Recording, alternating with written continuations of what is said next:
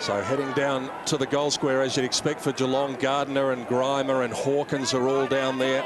There's Travis Ronaldson, 24 years of age.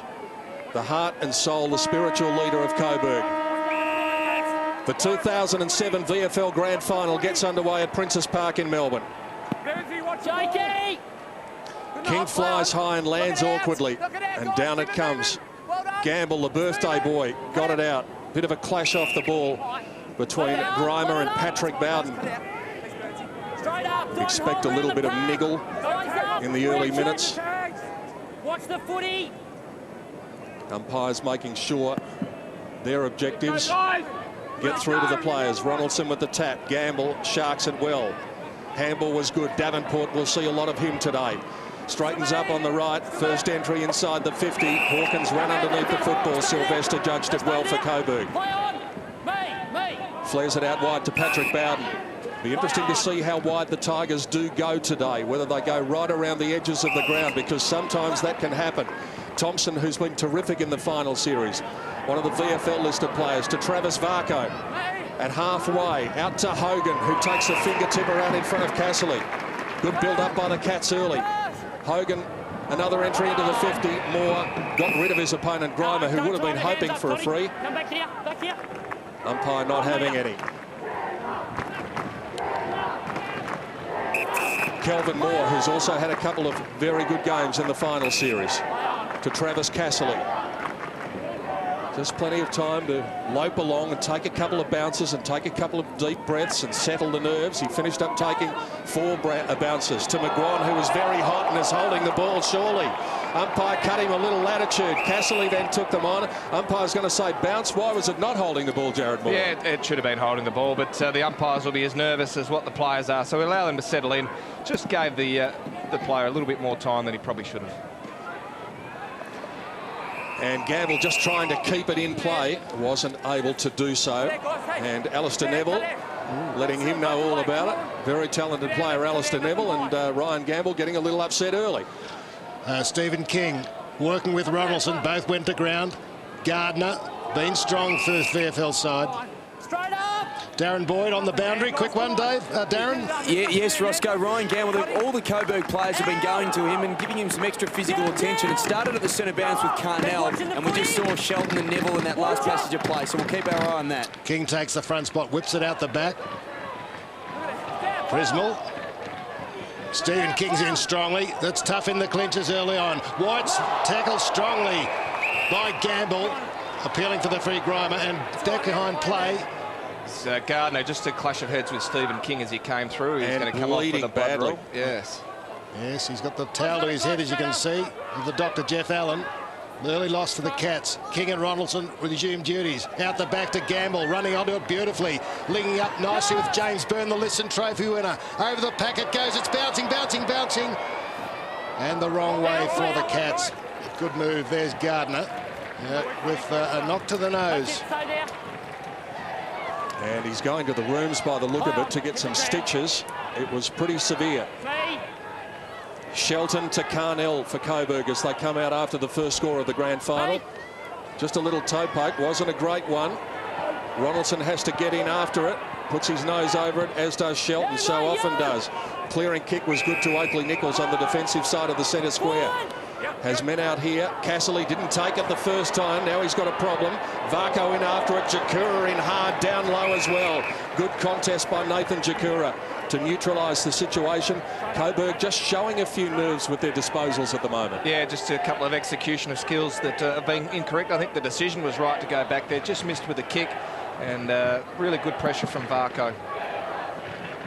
Again, the big bodies clash, and this time it's Coburg coming away with it through Shelton.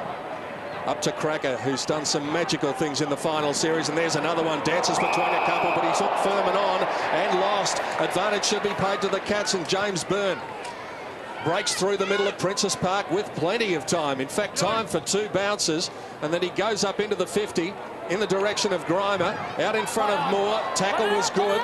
Ball's still alive. Hogan on his left foot, puts it to the hot spot. Davenport by himself, went over his head. Jakura just trying to keep it alive, and Matty White is there, and he was quite content to concede the minor score. Quick kick in. from the Tigers to Sheldon Orr. Scrubs a kick. Work for Simpson to do. Dives on it. Will be pinged. He's being called to knock it out, but Thompson's there making a good contest. Too high. Patrick Bowden there called too high by Joe Malloy. Umpire didn't see it that way, so a lucky escape for the Tigers. Caruso on the bench there with Hill. Two Carusos, in fact. Two brothers and their father involved in the club. Against King, a hand on the shoulder of the ruckman. And Ronaldson, the captain, will take the free kick. Big job for him today. Goes into the corridor, looking long, looking for Connors. Works to the front. Running onto it, Jackson. Prismal with him. Jackson pushing forward. Prismal right with him. Jackson shrugs the tackle. Runs to 20 metres. Kicks it, and he's got it. Well, he was run down beautifully. But he got the goal. Jared, that was pressure. Oh, it was fantastic play from Jackson, taking the opposition on as it's on at the top of the goal square. As we're watching, here's the replay. Meantime, here's a run and the tackle. Fantastic. Yeah, it was a great finish. Good pressure from Geelong too. That was a really good bit of play from both sides. Geelong could have conceded the goal there, chased him down, but Jackson taking on the opposition. He's got the big job on Prismal. He's been very good early. And isn't it amazing? The Cats 4 inside 50s, and Coburg gets its first entry inside the 50 and scores a goal. Carnell clears it away from the middle. Awkward bouncing ball for Cracker. Furman went to the ground. Might have been a case there for holding the ball. Playfair keeps his composure. The experienced Henry Playfair allowed time for a bounce, draws Neville by hand to Prismal at halfway. Over the head of Sylvester, good delivery to Spencer. Thought about going with the handball. Then he goes with a little 15-metre kick to Callan, who's within range, and he likes his chances. A great kick from Prismal out in the lead to Spencer, and that's probably the area of the game that Geelong would back themselves as their skill level. They're used to the footy. They rate themselves with the ability to hold onto the football. Prismal important in this. Callan kicking with a slight breeze. Should be a chance from him. And he's decided to go to a man who is a very long kick in Sam Hunt. Kicked a great goal from about this spot in the last quarter of the grand final last year when Geelong was surging. They can't afford to give away a start here today, though, and it's been a promising start for the Cats. Wonderful view from behind as Hunt kicks from 52 metres and gets the trip quite easily, but the accuracy not there. So they're frittering away a few opportunities, dominating the inside 50s, as we said, 5-2 at the moment in favour of Geelong. Jared Sylvester, one of 5 different players from the first time they met in the qualifying final, giving some height advantage. And there's another one of them, Kelvin Moore. Jackson and McGuan out to Simpson. Harris by Callan. These little midfielders are important for Coburg. Deliberate. Want the Cats. Won't be given. Must pay tribute. It was a while ago now, people. That run by Matthew Thurman to run down Jackson. Earlier was Prismal. There's Bedford on the bench. And West, the other ruckman, to help King, who wins that one down. Stolen by Nat Caruso. Grubby little kick towards half forward, looking for Connors. He gets his own ball on the rebound. Good tackle by Thompson. Chance for Ronaldson. And his kick's wide. It came from Bowden and marked by Playfair in the goal square. He's got Lonergan short if he needs him. Goes up the middle to a short in Callan. They're attacking out to the far side of the ground. Thompson, who laid a couple of good tackles a moment ago, to Sam Hunt to Varco. The speedster's away. Has a little fumble. Gamble there with the shepherd on Patrick Bowden. Kick up to Jakura is a good one. Too far out to score at 60. Tries to gain a couple of metres on Matt White. Kicks to the hot spot and Grimer flies. Hawkins in the front spot. Nearly grabbed it. Hogan's there for the handball.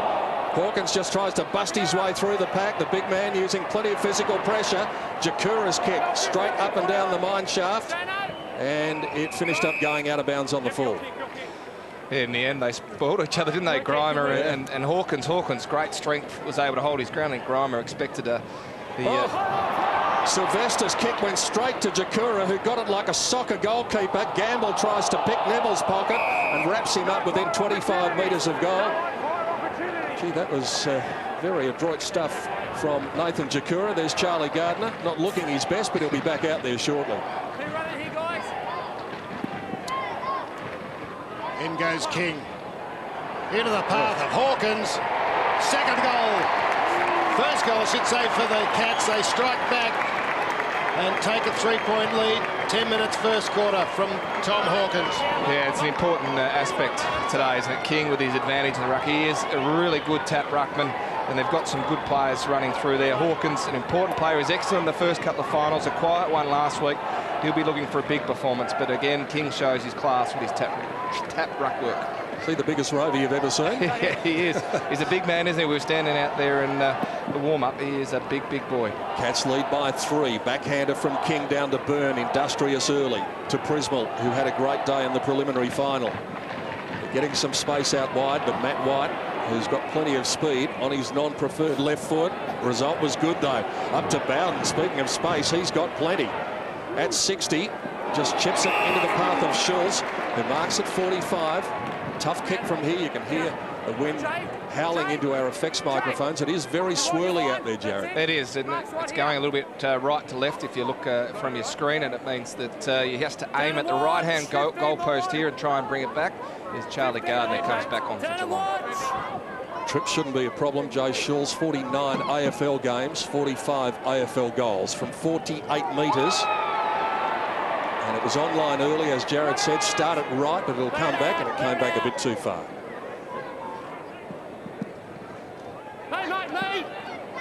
Kick's good to Prismal. Half back flank to Hunt, back in the side for a tall defender. He can run, though, Sam Hunt. Long towards Spencer.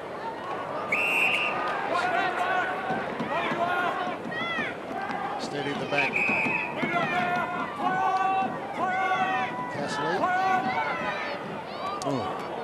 Made White do some good work.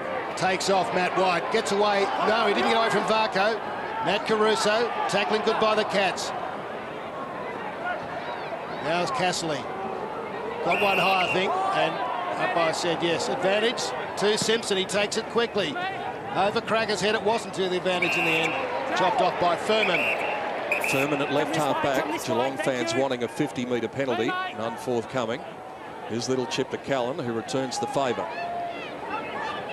Furman back to Hunt, getting it a bit across half back. Look out, Tom Lonergan. Schulz there to force the pressure. Play fair. Hunt again. The handball not finding its target. Shelton makes life difficult for them.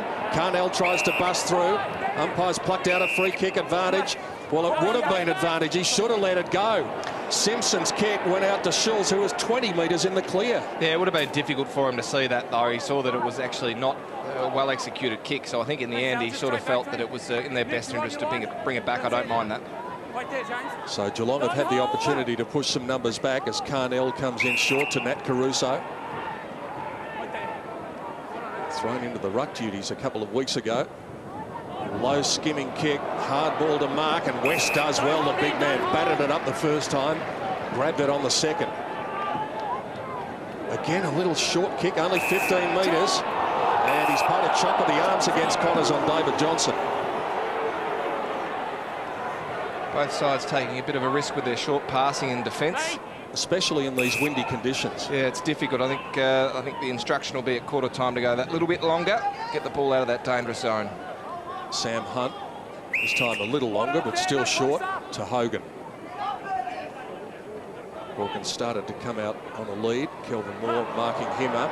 Cats again, just not handling the football cleanly. Big Shepherd behind play. Cheek gets it going into the corridor. Furman all the way up from half back, using the run of Davenport, who loves a goal, and from 40 metres out, he should have done better. He normally finishes off, though. We've seen that many times, 36 times probably for the season so far, but missed a couple early last week, didn't he, in the prelim, but once he adjusted to the pace of the game, he finished off well. Cats by 3. Midway through this first quarter. Back 1 metre. Thank you.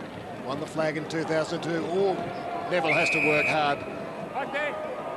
Play on. Oh. And Carnell under pressure. Losing it to Bedford. Danger. Might not have travelled 15. At the fall, Hogan first at it, left it behind. Carnell, he's double team tackled by Lonergan. And Bedford. Well, surely it won't be long, Jared, before the little green man comes out and tells the defenders to kick it long. Yeah, I think so. I think the message has to come out. Sometimes difficult to get it down quickly with your runner. They'll certainly be speaking about it at quarter time. More. Carnell. Tigers working very hard to clear it from the fence. Alice Neville finally. Oh! Bit early. If he had taken that. Don't hold in the 50! Don't hold! He wasn't that far away. I actually think that's play on. Furman it was.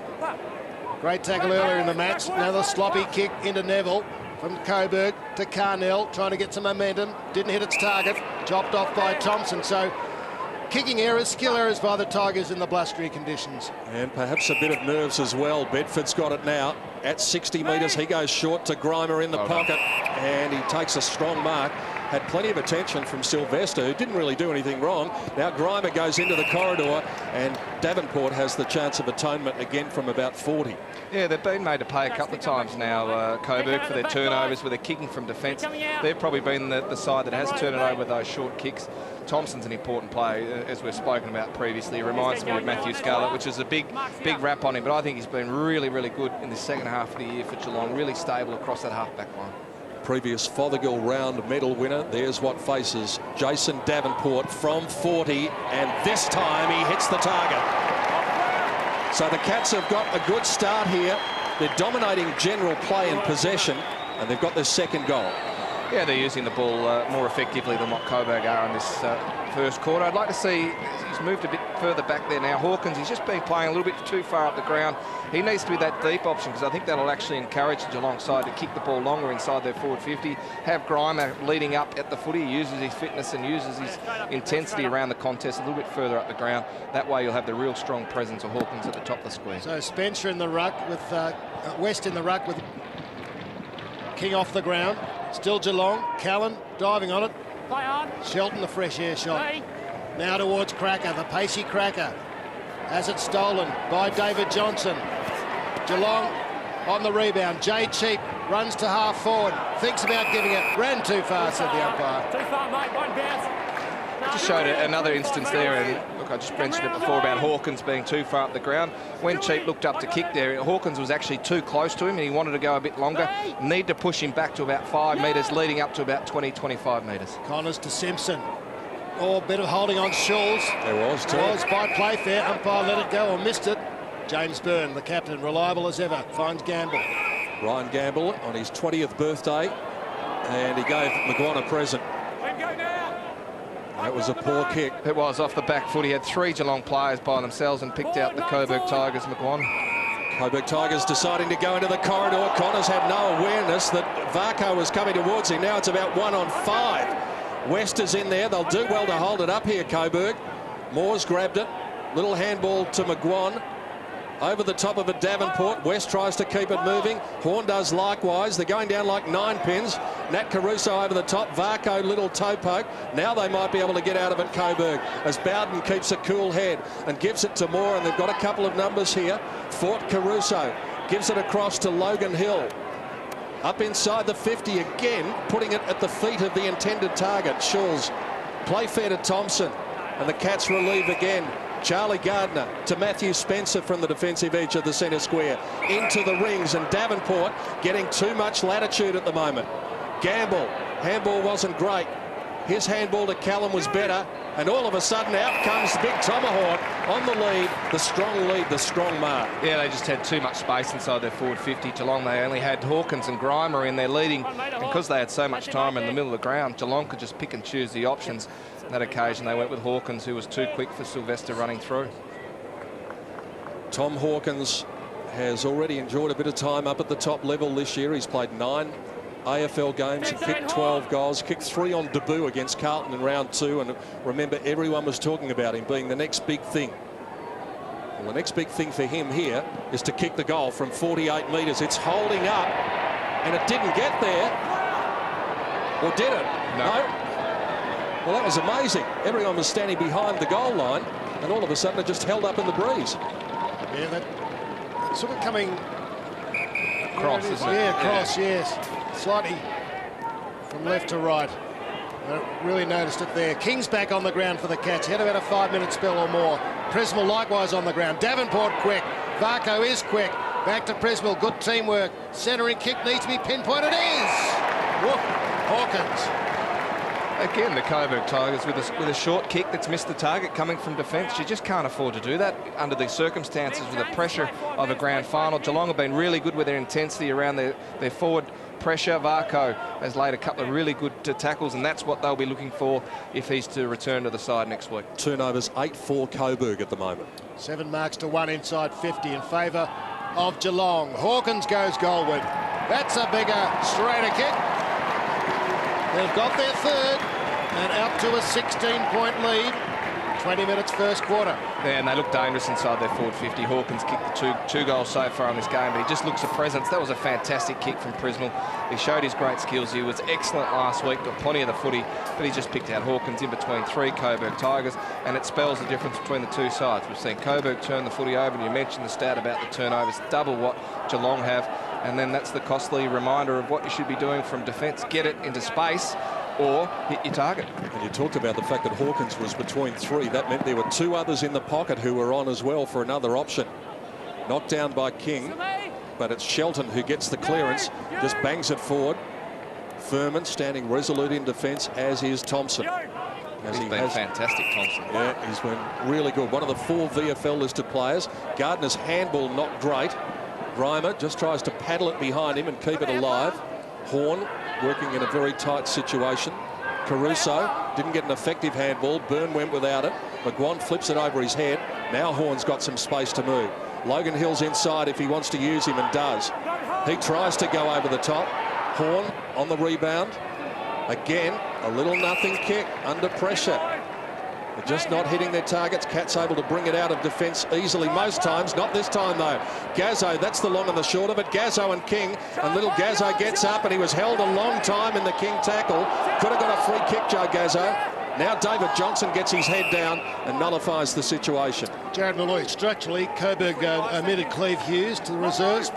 They won that, but look like they're missing him just at the minute. Yeah, I think at this stage they're playing a loose man defence, and I think that's cost them as they're going forward because of the pressure of Geelong from their half forwards.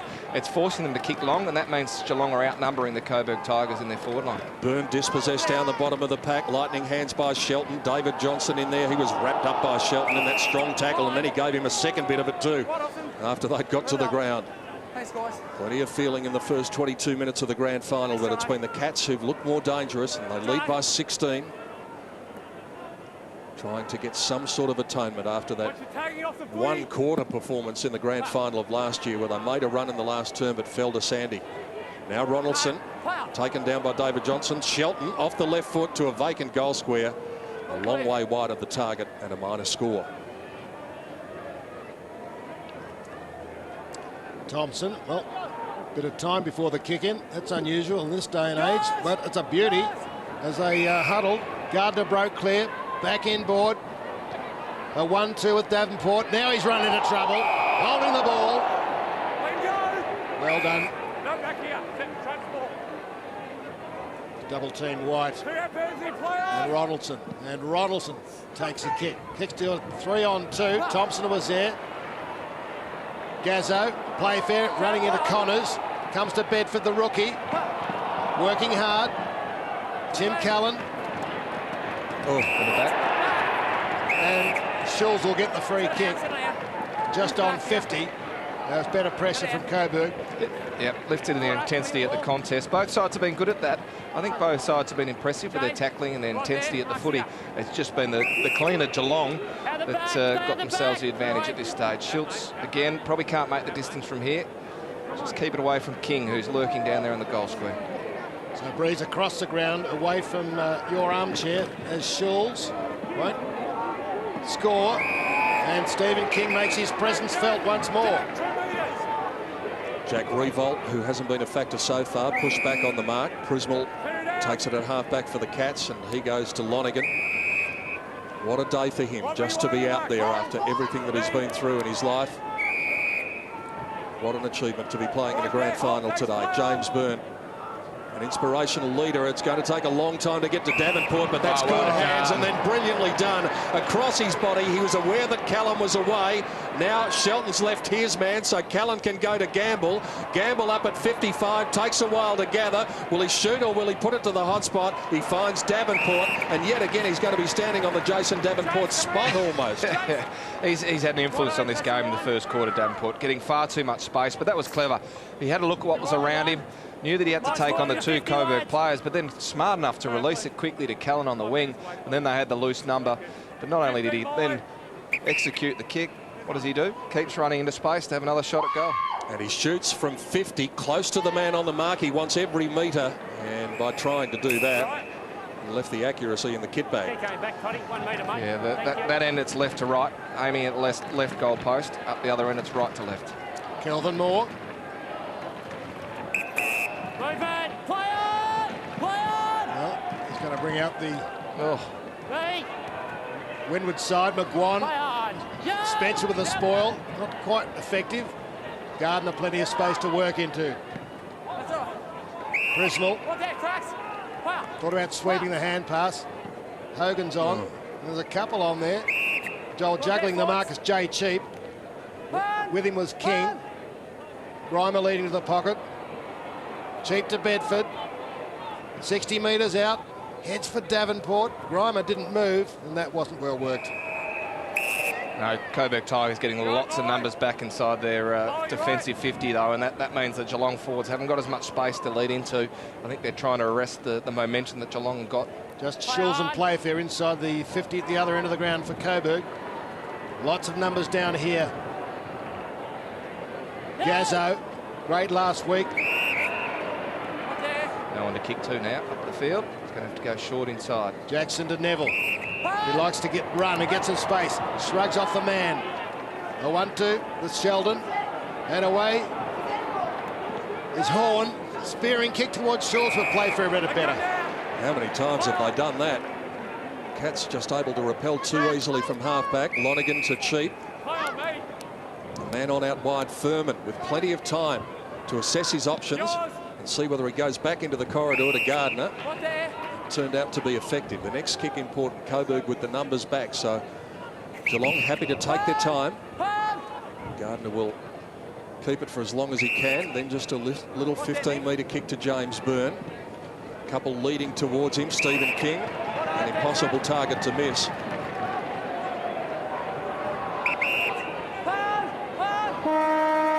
Siren beats them in the end. He was going out in the Hawkins direction. Well, it was a funny old quarter of football, certainly affected by the wind and perhaps some grand final nerves at the start of the term. The Cats look more likely, but they've only got a 15-point advantage. 3-5 to 1. Cats lead by 15 points at the start of the second quarter of the grand final. Ronaldson tapped it down only into the path of Prismal, though. Took a while to pick it up, and then Simpson applied a good tackle to him. No prior opportunity, says umpire Shane Stewart from Tasmania. Yeah, Rewalt, 0 possessions to quarter time. They've done a good job there for Geelong. The other two they need to lift were important last week. Gazzo and Caruso, only 2 possessions between them. King with the tap that time. Finishes up with Bowden to Connors, who got a higher one. Untidy tackle by Hawkins, who's hurt himself a little bit. Very slow in getting up, Tom Hawkins. The run of Horn provided to get it inside the 50, and Revolt just runs underneath it. And Lonergan, who's doing the job so far. Told to go wide by Jason Davenport, who had a couple in support for the handball. Thompson continuing his good form of the first quarter. Releases Johnson into a bit of space, and he cuts back into the corridor and kicks to half forward. Connors favoured in the front spot. Showed courage, stood underneath it, took the mark. Off he went to Simpson, gathers the bouncing ball cleverly, and then kicks inside the 50. Thompson with the flight, just batted the ball down. 1 on 3. Bowden did well. To Cracker, trying to turn a couple of them. Comes backwards to Simpson, who didn't handle it cleanly. Cracker in for a second attempt across his body. Nobody home. Thompson in space can relieve for the Cats. It's tied in the second quarter. In the qualifying final second quarter, 15 goals. 8 to Coburg, 7 to Geelong. It's not going to be that sort of game today. Low scoring and tight. Blustery conditions. Out to Furman. Tom Hawkins is fine too, Roscoe. Just a momentary knock by the look of it. I think he was winded. Furman kicks to the lead. It's spilt. In goes Sylvester. There's Hawkins, who spilt the mark.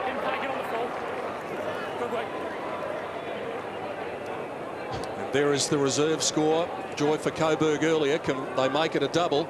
Because it was a 66-point winning margin to Coburg in the reserves grand final. Finished on the top. Gives a sign of their depth. Connors loops it over. Horn. And a bout of trouble. And again, the Cats have the numbers. It comes to Jackson, gets those legs pumping, couldn't get it clear. Ronaldson gets tackled high. Let him up! By Lonergan, umpire Stewart. Awarding that free kick. Wide go Coburg. Right there, Sam, stay there, mate. Patrick Bowden, about 80 metres from goal. Pat you round, mate. You're coming Just kicked the round. one goal so far. Came early from Jackson. Spoiled by Playfair, very effective on Schulz. Good contest, that one, at the moment. He's been good too, Playfair. He's getting a bit of the football, holding Schultz. He's forcing him wide, but he needs to get to the footy. King tries to work his way to the front spot. He was out-bodied by Ronaldson. Now Simpson looked for Oakley Nichols, but Geelong away through Charlie Gardner, who gives it to Davenport. This is what he loves to do, to break a line, to run with the footy, take a few bounces and take a pot shot for the goal. And instead he put it through the fingertips of Tom Hawkins. But he is exciting, Jason Davenport. He is, and getting far too much space. Oakley Nichols not paying the respect that he needs to. Kick into McGuan. Wind holds that up. No free kick. Long and wide again over the head of Revolt. Hook back in. Oh, Ronaldson won't stay in. There's Schulz. Well, they moved that quickly. But they're still not hitting their targets. 4 minutes into the second quarter. Coburg got the first goal. And then Hawkins has got a couple and Davenport one. And the good crowd here, they had 12,000 when they won the premiership in 2002. Looks to be around that mark. Good support, Thompson. Gave it to Revolt. The smother by King was good. Still danger. Cracker ran into a wall. Strong tackle. Paddles it out. And he gets pinged. Can't get enough space, Andy Cracker, at the moment. Here it is again. And Sam Hunt is the man with the relieving kick to Thompson. Simpson coming in to take out a few frustrations. Nearly gave away 50. Kick to Spencer. Good spoil from McGuan. Good crumb by Byrne, though. From halfway, his kick was a beauty. Hogan should have marked it. Gives it to Varco. Cuts back, gives it to Hogan. And from 30 metres, he goes bang and hits the post. Just needs a spark, this game at the moment. Yeah, just both sides nervous, making mistakes. Varco was excellent there, but really, the Coburg Tigers have to do something about Thompson in their defence. He's just being too creative and stopping a lot of their forward momentum. Half volley from Sylvester to Moore. Oakley Nichols waits for it for the bounce. Could be dangerous against Davenport, but he cleans up beautifully. Kicks the lead of Revolt. There's a fall. The hand pass to Bowden from Revolt. Bowden around the corner. Wrong side of the post as Schulz looks on. And says plenty.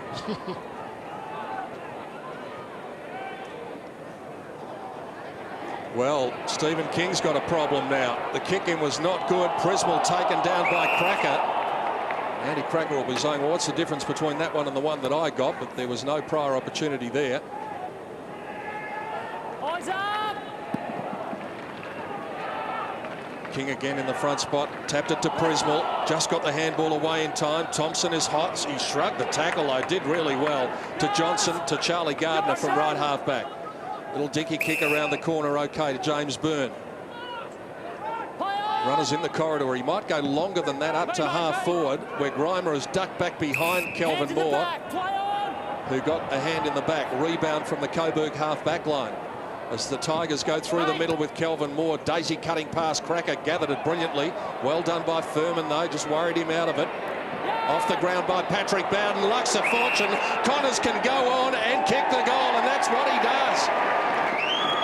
Well, you know what beats class every time, and Patrick Bowden just hacked it off the ground, and there was Daniel Connors with nobody near him. Yeah, well, sometimes you get in the right position, you get a little bit lucky, but it was good play from Bowden, because he needed to get the ball going forward, and sometimes a quick kick off the ground or just a knock forward allows you to run into space, as they did on that occasion. But just a much-needed goal, Ross, for the Coburg side. Look, I thought that was deliberate. It was fantastic. You could see Connors alone, and it just did not deviate. So great goal for the Tigers.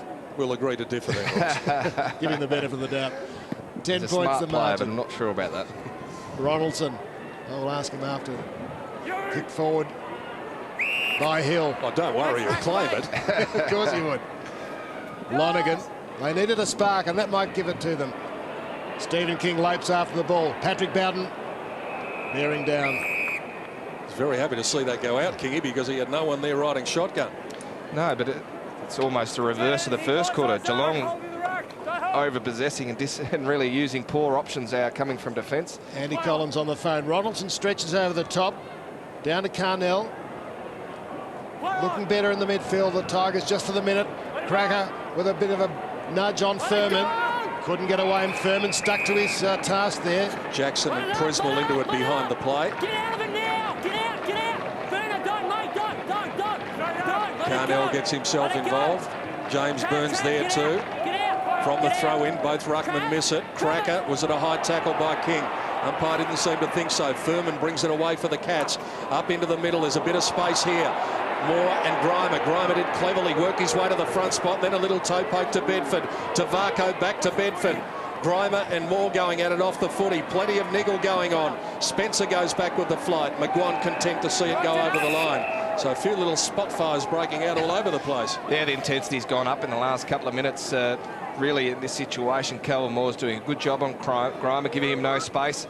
Grimer losing a little bit of patience, and something might happen from that. But this is where Geelong are dangerous. They're good in this situation. Revolt coming off the ground for a spell. Shelton comes back on for Coburg. Ronaldson continuing to work hard. Well, I'm not sure what that was all about from Grimer. He seemed to get into the back of Neville. It's still alive. Hawkins. Now Charlie Gardner off one step. It's a mongrel floater, and it hit the other post. And again, there's another blue going on. Yeah, Grimer's in that one. Well, he just forgot about the footy there a moment ago. Todd Grimer just came from nowhere. In the meantime, the ball is back in play. Cassily's got it. Well, what's the football? Here's Sylvester. Chance for the Tigers to rebound. Missed Neville. Sits for him. He can run. Goes out wide to Patrick Bowden. To the lead of Shaw's up, nearly on the wing. In front of Playfair. Only Andy Cracker, the target. And it goes to him. And Thompson, he will cut it off effortlessly. And Bowden goes back. Good judgment by Hogan. Could be a rebound goal here for the Cats. Hawkins on a lead. Bowden got a hand on it. Another chance for Hogan. Doing it easily. Hawkins. Into the corridor. Grimer there, the one-on-one with Moore. Moore does well. Still in play though. Danger not gone. Deliberately over. Hell, the umpire see that.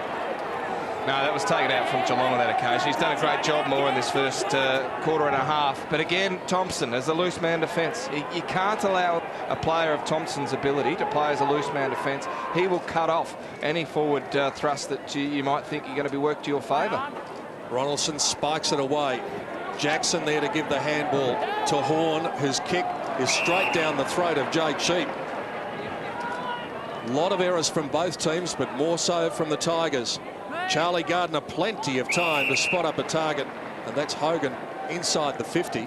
The other thing about Thompson too was when he ran off Andrew Cracker before, Jared, Andrew Cracker just stood on the spot. He did not chase 1 metre and was throwing his arms up in the air. Not good body language. Yeah, it's probably an aspect of his game that's been ordinary for much of his career, and that's his defensive pressure. It's so important in today's footy, and players are able to do that, have gone past him. They could just do with a steadying goal here, the Cats. They're not going to get one there. They're not even going to get it behind. He looks nervous, Hogan. Darren Boyd on the boundary line. Yes, Pete, I'm not sure if it was to do with the football or perhaps the blues that were going on, but Todd Grimer came off. He's just shaking his hand at the moment. He's had some strapping on his fingers, and I think he might have aggravated an existing injury. Looks he's patrolling the boundary, though, so he'll hopefully come back soon. Travis Cassidy included this week. Thought about Jackson. Did he run too far? Back to Jackson. Involved with Shelton. Now wide. Over the top. Good. To the running McGuan. Left it behind. Another mistake from the Tigers. Getting each other way. Hill turns it over. A bit of holding there. Umpire said OK. A bit lucky. Thump forward by McGuan. Can Schultz get a mark? He makes a contest. At the fall was Carnell. Advantage to the Cats. Gardner takes it away. Terrific handball by James Byrne under pressure to give it to Gardner, who goes up into the middle to Prismal. Anxious to go on quickly to Hawkins. Runs his man under the foot. He got taken to the ground. Jakura sprints hard behind with Horn in hot pursuit. Jakura will duck around and he'll kick the goal. That might light the Cats up a little bit. And is there going to be another kick here? He's going to get a double goal. This happened to Nick Sautner a couple of years ago in a grand final. Let's have a listen. Unfortunately, the back of the head is high contact.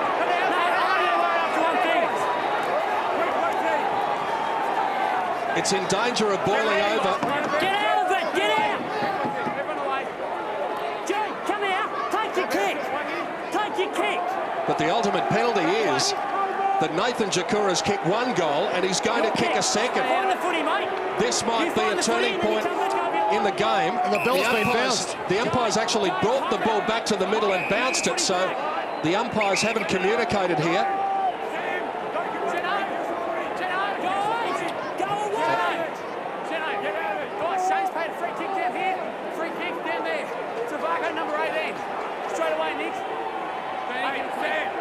They might have called him the wrong name, but it's going to be the same result, and still it's simmering down the other end of the ground here. Come through with him and go out the other side. Well, this really is shades of days gone by. But Nathan Jakura is going to kick 2 goals in the one action, and it'll be interesting to see what happens after it goes through. Coburg just have to keep their heads. He's hit the post. Can you believe that? On again. It might turn out to be an important moment, but it might turn out to be a big moment for Coburg rather than Geelong now. Miss. I've never seen that. two balls in play from the umpires. Confusion all round. Will this fire up the Tigers? They're fired up, but can they start to make an impact on the scoreboard? Cassidy's been a bit shaky, missed for a few weeks, been sore. Well, this is dangerous. Boy, it's going to be a hot footy now, Ross. Horn dribbles it through Prismal. Caruso, Nat. Finds Jackson. No, he doesn't. Yes, he does. Mistakes galore from the Tigers. High ball underneath it. Bedford. White steals it. Tackle by Spencer is high. Matt White. Bit of perk now from the Tigers. Can Revolt make an impact? He's on a long lead. Matt White heads towards Revolt. With him, Lonergan. Oh, big fly, not brought down by Hogan. And Davenport does and finds Johnson. Gardner mops up again. Johnson in the middle of the ground. So everyone just taking a collective breath, including Coach Lee Tudor. Bedford wide on the logo. On the broadcast side of the ground. Will things settle down here, or will it be just full-on frantic right through until half-time and beyond? Bedford's kick, not a good option. Really set Jakura up there as if he's not feeling bad enough. And he's outmarked by the tiny little fella in Horn, who gives it to Bowden. Looks for Gazzo. He'll want his left foot. Turns Spencer with the big turning circle. Gazzo running towards 52 metres, then stops on the spot. And that was good vision. And he's given it to Logan Hill, who can shoot from 35 metres out as we all take a breath. Yeah, good play and well worked from Coburg. They'll be keen to settle Coburg. There's a few ordinary instances through there, but Jakira will be disappointed with that. Just needed to take a little bit more time, take a breath. They've been involved in what was going on. Just an important miss. Could come back to haunt him at the end of the game. This for 2 goals to none in the second quarter so far for Coburg. And he's got it. Logan Hill kicks a very, very important goal, especially in the context of Nathan Jakura's miss at the other end. Of course, Jakura getting the first goal. So now it's 2 goals to 1 in this term in favour of the Tigers. Yeah, and they've probably settled a little bit in this quarter, and they're using the ball a little bit more effectively. They're definitely getting numbers behind the footy to crowd up that Geelong forward line that is tall, and they do rely on the use of the footy and the space to lead into. The ball's getting brought to ground. You spoke about there was a poor kick coming back in through the middle of the ground by Bedford to a small player with 3 Coburg players against him. Poor option. So revolts, just 2 possessions, can't get into it so far. Not getting down too much. Caruso on the deck. Okay, just hold on. That There's Caruso. a report here too, I think. Mate, he's hit him in the head. It's nearly knocked him clean. It's right there. Hold on. Mate, he's hit him in the head. Just hold on. Mate, it's high contact. Hit him in the head. Turn around. Fresh at 7. Tim Callan. Mate, just go away. I've got the report. You go away. I think it's probably fair enough to say that James Byrne didn't quite agree with that decision. Caruso hobbling off there when the assistant. Here it is. No. Yeah, got him. Well, I don't know if that might hit this. Yeah, I missed Yes. it. No, it's not 50. No, it's during the play. It's not 50. He's got a sore arm there, Nat Caruso. Well, that probably shows you where he was hit. Normally an indication if he's not holding his head. Didn't hit him in the head. He certainly winged him, as Callan. Patrick Bowden. Right there. Gazzo, Play on. who likes to run. Yo! Now heads revolt direction. Big pack over the back, McGuan. Clean possession, slips. Trying to find a hand pass. Revolt got one in the back. Fought Caruso. Left foot helps him. Not bad. Not bad. Thompson there with a contest. Whew. He's a little live wire, Fort Caruso. Knee high to a grasshopper, but he really livened them up last week. There's the quick kick in. Gardner getting himself involved after that early knock. Having to leave the ground, get some stitches in. Come out the back. Out to Lonergan. So the Cats still with the lead here, but probably Coburg just with a little momentum at the moment. Big kick into open spaces at the back. Davenport swoops onto it and finishes. Jason Davenport has been one of the Cats' best in the first couple of quarters of the grand final, and he puts one on the board to get his second goal of the afternoon, an important one just to steady Geelong's ship. It was, and great play from Lonergan. He realised that the 2 players up the ground were Jakira and also Davenport, who have a pace advantage. Their opponents were right with them. Rather than kick it to the contest, he actually kicked it over the top to space and allowed the 2 players to use what their asset is, Davenport's case, his speed, and finished it off. Smart play, Lonergan. 2 goals to Davenport. 17 points. Here's the difference. King and Ronaldson both back on the ground. Charlie Gardner from the centre square. Hand pass was smothered. Good work for Jackson. Couldn't shrug the tackle. Hand pass in desperation towards Moore. A bit of a fumble. Span out of trouble. On too, Ross. Byrne and Jackson. Shelton sits for him. He's got some space. Bit of a fumble. Neville's short and clear. Shelton goes for the other option, Gazzo, but it's out on the full. Darren Boyd on the boundary. Well, Ross, Nat Caruso, when we saw him get that head-high contact a few minutes ago, he came disconsolately off the ground. He's got a broken finger on his right hand. It looked very, very severe as far as finger injuries go. Be very surprised if he comes back. Thompson coming across the goals, and now bounces one to Bedford. What's he got to go to? The kick needed to be good. It was. Went through the fingertips of Davenport. 2 to beat.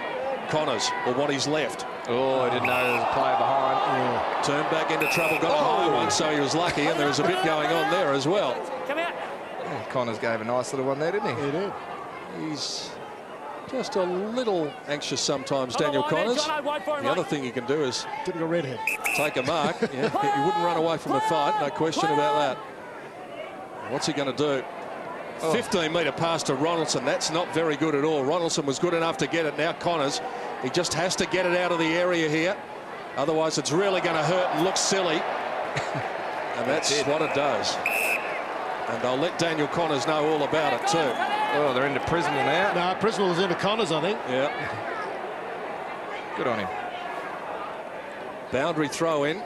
Need about 3 sets of eyes here, the way things are going at the moment. Byrne just clears it from the stoppage into the pocket. Simpson gathered it well on the left foot, showed composure and gave it to Neville. Good play from Coburg as we see that Connors has come off the ground for his poor bit of play on this wing. Neville only 5 possessions, 2 and 3. Carnell told to play on. And he goes to a contest. Good contest it was too, as Furman went back with courage. He's been excellent on Cracker too. Took the words out of her mouth. Bedford to Thompson. Nice been all right too. He's the best on ground at this stage. Poor kick that option up. Sylvester. No obvious tall forward. Shelton calling for it short. Here it comes. Now, he can't run though. Oh, yes, he can. One step, bombs it long. Schulz and Revolt at the back. The Cats defenders were in front. Well done, Playfair. King. Grimer. Over the top of Revolt to Captain James Byrne. The Liston Trophy winner. What a pass. Into Tom Hawkins. You brought up a great point just within your call there, Ross. Is I reckon the last 4 times you've called Riewoldt from the back. And I think that's been the difference between the 2 forward lines. One's coming up at the footy and leading and presenting to the right spots. Coburg getting caught behind too often with their key position players. And Roscoe, we were watching Tom Hawkins take these shots in the warm-up, and I can tell you not many went through then. It's still right-hand goal pass just blustery. He's kicked 2 straight so far. And, well, we predicted it. Margin, 18 points. 2 goals, 2 to Tom Hawkins. Coburg needing to hang on in the closing stages of this second quarter. If Geelong get the momentum back, they've got it on the scoreboard at the moment. It might be tough. McGuan's kick out to Little Gazzo, bounces on its point. In comes Jackson. Finally gets some space underneath the scoreboard that shows there's an 18-point deficit. Bedford right in the middle of the back from Fort Caruso. 2 on 42. Got your ball on. Got your ball on. Molo, you're in the end zone. Molo, you're in the end zone. Molo. I think Molo's in the end zone, but I'm not sure. Jared, we get out of there. Playfair. Now Cheap. Building up purposefully, Geelong. Well done by Grimer. Just got rid of his opponent, Sylvester. He's a good goal kicker. He's kicked 50 throughout the year. He went for the banana kick, which was a low percentage option. There was. He actually had is it Jakira running through the middle for the handball there. Should have done it, but smart play to work his opponent under the footy. He's starting to work his way in the game. Renowned for his work rate and his endurance. Starting to wear down his opponent. Worked it out was umpire Jacob Mollison, who was in the end zone. Travis Cusley trying to clear it from the end zone. And does towards Revolt. He's in front this time of Lonergan. Races on. Can't get into the game, Jack Revolt. Has he had a possession yet? 1 kick and a hand pass, I think, a minute ago. Yes, 2 possessions to Jack Revolt. Look, I know, Jared, you're the aspiring coach or the coach, but do you reckon they're missing structurally Hughes, even though he played badly last week? Yeah, they're not using the ball effectively anyway to their key position players, so I don't think it's so much the structure, but it's more so the use of the footy. Revolt outmarked by Lonergan. Who's well up the ground. Bedford combining well. Doing it pretty easily with Thompson. And he takes off. He doesn't blaze away. Finds Varco. He takes off. On the half volley, Todd Grimer straightens up, heads goalwards, and misses. Sam Hunt, though, not Todd Grimer. There's Spencer having a rest. Jack Revolt was chasing across half back there, and he couldn't raise a gallop. Warm conditions perhaps having a say in it, but he looked very fatigued. Oakley-Nichols over the head of Hill. Thompson's there. Forgot about the footy for a moment, though, and bowled his opponent over, and that allowed Carnell to come in. Hasn't done too much wrong, Thompson, but that might cost. Varco did chase, but didn't lay the tackle, and Carnell could have kicked an inspirational goal. And Charlie Gardner's come off and gone straight down the race with what appears to be a hand injury down there, Darren. We'll check in with Darren Boyd very shortly, but it's pretty busy down there on the interchange bench at the moment. Kicks under to West. It's pretty warm. Sylvester stretches. Very good VFL player. Al Neville had to get around umpire Jennings. Straight down the middle, looking for Schulz. Just a little bit overcooked for him. Long and low. Out to Furman. Sam Hunt.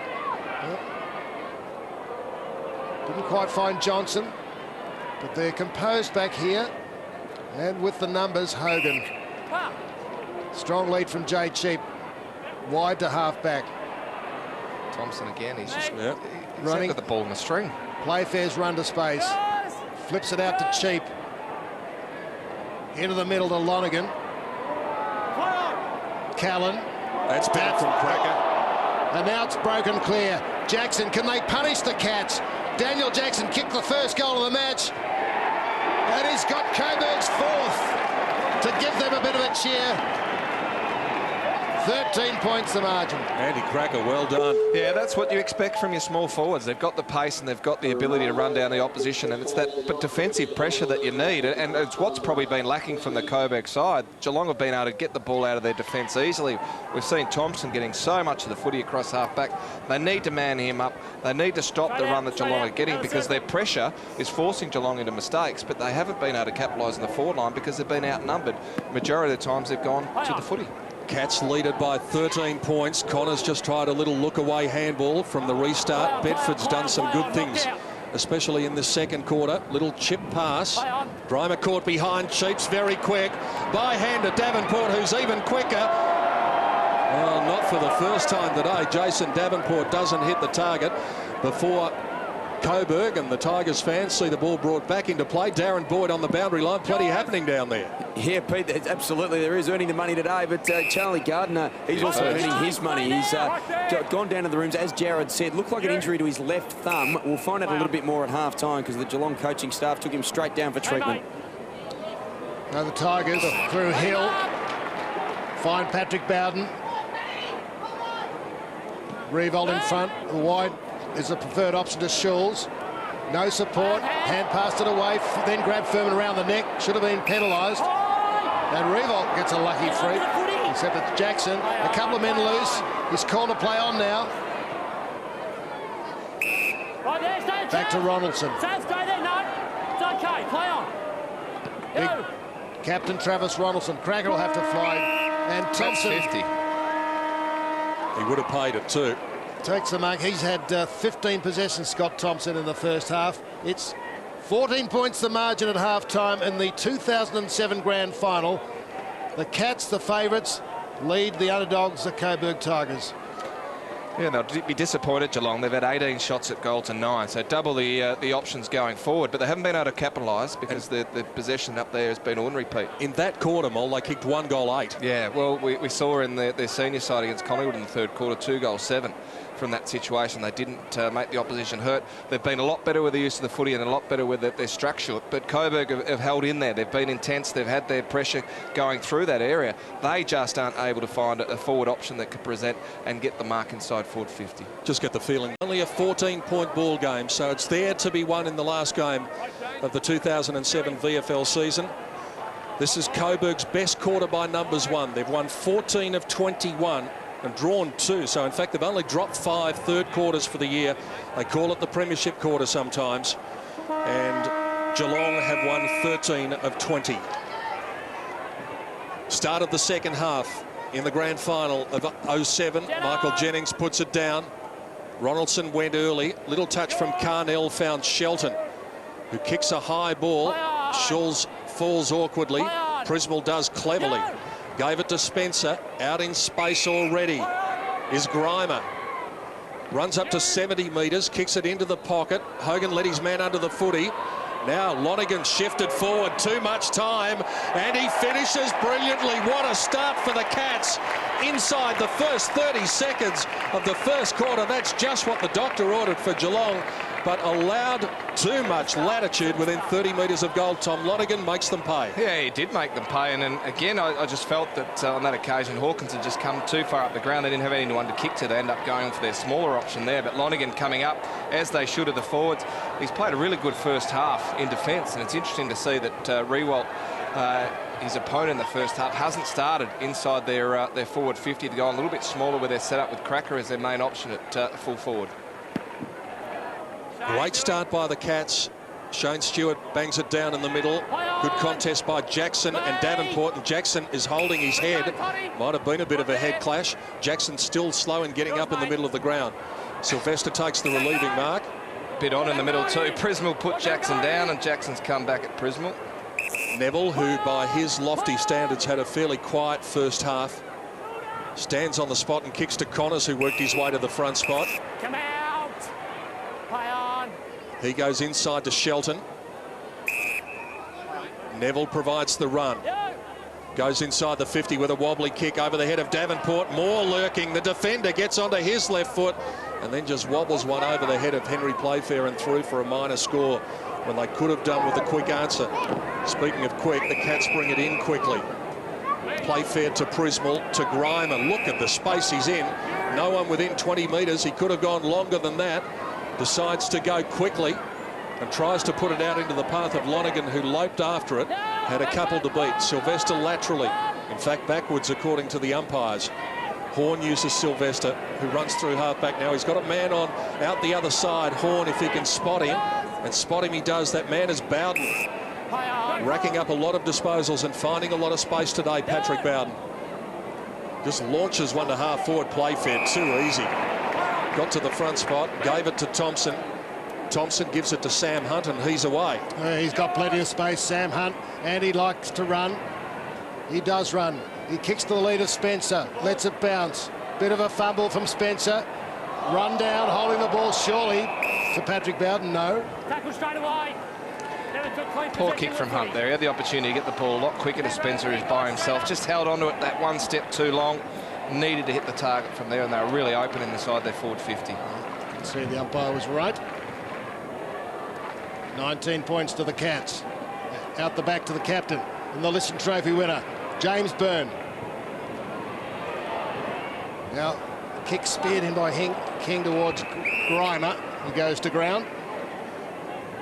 Jared, quite often in the third quarter of a big game, one side comes out switched on, the other side takes 10 minutes or so to switch on. Yeah. Looks a bit that way at the moment. It does. Geelong have started the better, obviously, but Coburg don't want them to capitalise. King got the first tap, then grabbed it himself towards the square. The pack crashes to ground. Stephen King doing his own roving, looking possibly for a place in an AFL Grand Final team. So King and Ronaldson, a bit of space around them. To Hogan from the secondary tap. He's just wide. His strength is posing troubles for Travis Ronaldson. And Ronaldson, of course, having to do it all himself, so it's going to be a huge battle for him, but he won't leave anything out there, the big man. He will give his all for the red and blue today. Moore's short kick went into Shelton, kept it for as long as he could before giving it to the man in Ronaldson. Bounces the ball to Neville, gives it back to his skipper. Goes for the long one, but again, Playfair uncontested. Schul's flirting with giving away 50 right on halfway. Coburg just needing to snap something into action here in the first few minutes because Geelong have absolutely dominated the possession in the first 5 minutes of this quarter. Callan to Gardner. Had a couple to beat, did well in getting it on the bounce. Back to Sam Hunt, turns Gazzo. One way, then the other. Squirty handball, Gamble working in a tight situation now. Hunt, he's got a problem. Neville drags him to the ground. No prior opportunity. Shane Stewart will be the man who comes into bounce. It's been a little bit clever with their possessions the first couple of minutes here. Geelong just need to settle, start using the ball a bit more constructively. Who will win this one? Ronaldson worked his way to the front spot. Comes to Gamble. He was taken down in a strong tackle by Carnell. Said he got in his back. Too far out to score, Ryan Gamble, so he gives the handball to Prismal, who also is in a very tight situation, but he spotted Gardner standing there 40 metres out from goal, and now he's going to be on the goal line. Well, that was instantaneous, surely. I wouldn't bother. Yeah, maybe. The umpires made the decision, so it's all over now. They can't do anything about it, but it would have been pretty hard for Jared Sylvester to pull up there. Yeah, it would have been. It was almost instantaneous there, but more the focus was great kick from Prismal coming across there to find Gardner in space. And Gardner kicks the goal, so 2 goals to none at the start of the third quarter. Danger signs here for Coburg, and the gap all of a sudden is out to 26 points. Yeah, courageous effort from Gardner. He's had the big knock to the head and then also the dislocated thumb. So to be standing ground there under enormous pressure from the opposition coming down, it's fantastic play, held on to it. Yeah, it's probably a 50, the opposition. He probably had time to pull up there, Sylvester. 13 possessions to Charlie Gardner. and the goal. He took a blow to the head in the first quarter. Sam Hunt in the hands of the doctor for Geelong on the boundary line. Even contest, won by Gamble. Prismal spears it in. Oh. Hogan's hands were good, and Simpson. That's a great mark. Then he grabbed his arm. You heard At the him. side, 2 metres on the side. So Simpson grabbed his arm. There's Sam Hunt. Prismal having an influence in this first 5 minutes. Already had 5 or 6 possessions for the quarter. That's the line. And use of the footy X. That was a fantastic spearing kick. Jace, just stay at 5 here, mate. Thanks, guys. 14 disposals so far for Brent Prismal from our statistician Paul Field. Hogan for his first goal. Well, he shanked it a bit, won't quite get the distance. Oh. Lonergan's there, holding it aloft. Marked just outside the square, so it'll be on an angle. Putting his hand up for best on ground, as he kept Rewalt to 1 or 2 possessions to half time. He's now stepped up in the forward line. He's attempting to kick his second goal for the term. For a 32-point lead to Geelong. He's got 2, Tom Lonergan. Great for him, great for the Cats. After the injury cut him down last year. Good mark there too, Ross, at the top of the square. Weren't able to get the ball through for a point. Coburg, important player, Lonergan. It's an excellent story, isn't it? And probably sentiment might come in it towards the end of this game. But again, the centre clearances are really in Geelong's favour at the start of this third quarter. And Brent Prismal has been very important in them. King gets it down. This time Gamble almost got in over the top of it. Callan did. Burns there. No, James has got it. Trying to get it out. Secondary bounce coming up. Real danger period here. The Coburg players know that they've got to stop this slide in momentum. Geelong really getting on top. Ronaldson's tap sharked by Gardner, who's doing well. Gamble into space. He takes it without breaking stride, and from 40 metres, Ryan Gamble doesn't get himself a 20th birthday present, but it's all one-way traffic at the moment. Sylvester brings it in. Oh. Danger for them. Gamble there. Stolen. Jakura. Gromer. And they've got 4 in the quarter. It's 39 points. The lead. Yep. 9 minutes. Here it is again.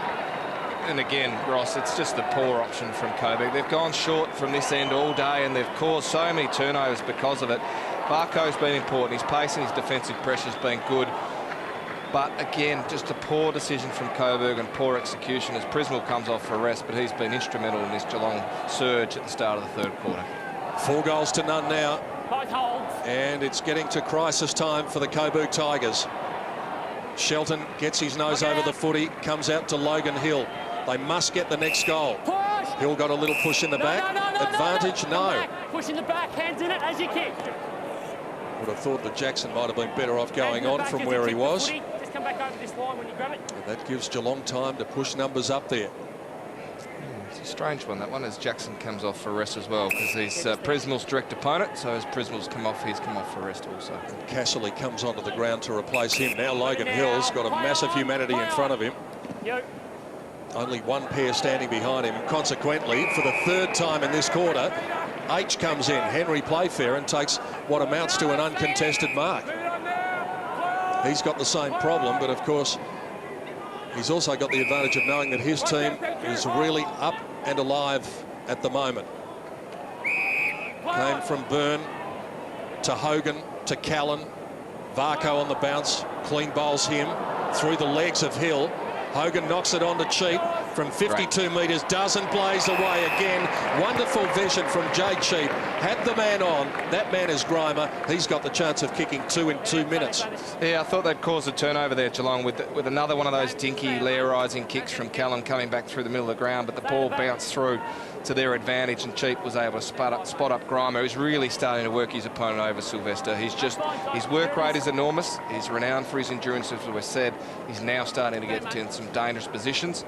They need to stop him in this term. 50 goals for the season going in. He's already kicked 1 here. Tries to keep it low. Got close to the man on the mark. And That's about Coburg's best hope at the moment, because it's not going down the other end. They don't look like scoring. They've got to rely on the Cats missing the way things are. And they've missed, what, 16 times, so they're allowing Coburg to still be in the contest. Short kick into Casserly, but no opportunity to run for him. Neville all over the back, but Cheap went under it. Wasn't able to capitalise. Revolt. Back comes Spencer. Revolt languishing at the back. Doing all the hard work. Patrick Bowden. Chased by Playfair. Tackled, pushed out of the Playfair. Revolt picks up. Under pressure, couldn't do much. Applause from Stephen King on the boundary. Cheering his teammates on. Bit of talent. There was Oakley Nichols and Connors a minute ago on the bench for Coburg. Down to 3 with Caruso with a compound fracture. White couldn't go anywhere. Good work.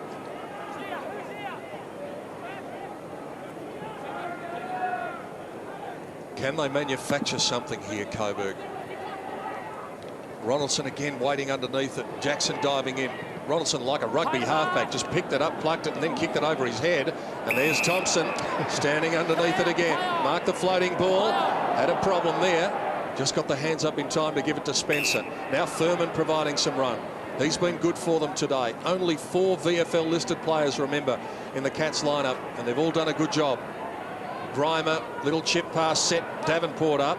Hill with the easy spoil. Gardner crumbs it by diving on top of it. Neville gets it away from that contest. He goes with a little handball. Now they come through the middle of the ground. Casserly gave it to Jackson. Jackson spreads it out wide. Revolt went one-handed. Playfair to Hunt. They're waxing. Henry Playfair enjoying a good third quarter, as are his 21 teammates. James Byrne, they're starting to hit the targets now. Jakura to Byrne. He decides to go into the corridor to a one-on-one over the head of Davenport.